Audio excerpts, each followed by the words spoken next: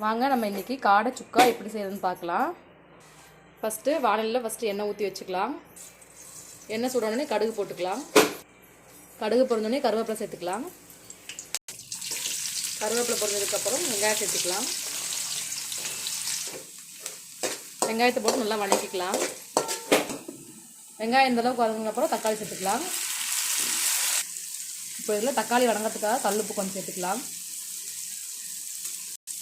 தேவையான அளவு கல்லுப்பு சேர்த்துக்கலாம். இப்போ தக்காளி நல்லா வதங்கினதுக்கப்புறம் மட்டன் மசாலா தேவையான அளவு சேர்த்துக்கலாம். மிளகாத்தூள் ஒரு 1/2 ஸ்பூன் சேர்த்துக்கலாம். மஞ்சள் தூள் வாசனைக்காக 1/4 ஸ்பூனுங்க சேர்த்துக்கலாம். இப்போ இது நல்லா வதங்கினதுக்கப்புறம் கறி வேகிற அளவுக்கு தண்ணி ஊற்றி சேர்த்துக்கலாம். நல்லா கொதிக்கிற அளவுக்கு கிளறிக்கலாம்.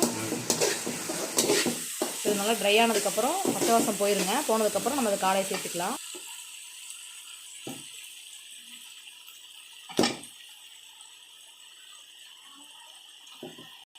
இந்த காடை இந்த மசாலாவோடு சேர்த்து நல்லா கலந்து விட்டுக்கலாம்.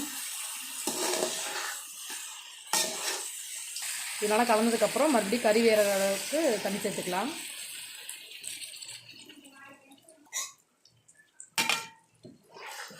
தண்ணி சேர்த்து நல்லா கலந்து விட்டுக்கலாம்.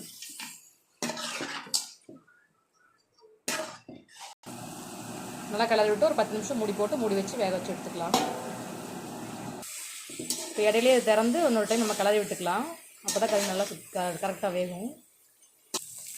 இப்போ கறி நல்லா வெந்துருச்சு. இதை எடுத்து நம்ம ஆற வச்சு பிச்சு எடுத்துக்கலாம்.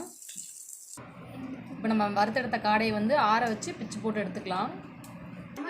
இந்த அளவுக்கு குட்டி குட்டியாக நம்ம பிச்சு போட்டு எடுத்துக்கலாம். அடுத்து நம்ம அடுப்பில் தோசைக்கல் வச்சுக்கலாம். கல் நல்லா சூடானதுக்கப்புறம் எண்ணெய் சேர்த்துக்கலாம் தேவையான அளவு. இப்போ எண்ணெய் சூடானே நம்ம பிச்சு வச்சுருந்த காடையை இது கூட சேர்த்துக்கணும். கறியை நல்லா இப்போ கலந்து விட்டுக்கலாம். இது கூட கொஞ்சமாக கருவேப்பிலை சேர்த்துக்கலாம். தேவையான அளவு பெப்பர் சேர்த்துக்கலாம்.